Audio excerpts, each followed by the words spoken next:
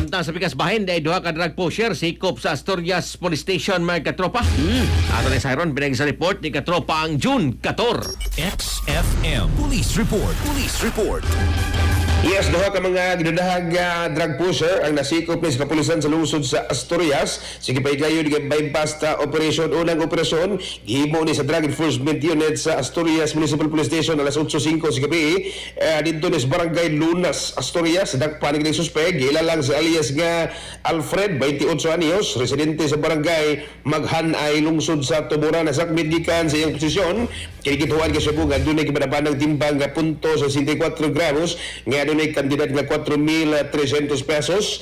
Matod na sa kapulisan nga kini suspect, giilang nga usas sa mga nagpayo og illegal nga drugas sa Barangay Lunas o kasikbit nga mga lugar og ituang makahalin kini og napo ngadto sa 20 ka gramo sa Cebu matag semana. Samtang kini ikaduhang operasyon nga gihimo sa Drug Enforcement Unit sa Balamban Municipal Police Station alauna 11 kadlawon niadtong Hunyo teras dito sa Barangay Buanoy, Balamban na sikop. Kini ko sa kasuspek gilala sa alias nga Jerome, 34 anyos, residente sa Maog Barangay. Nasakmit gikan kaniya kini punto 45 gramos gituang Cebu nga ni kantidad usab nga 3,060 pesos sa investigasyon.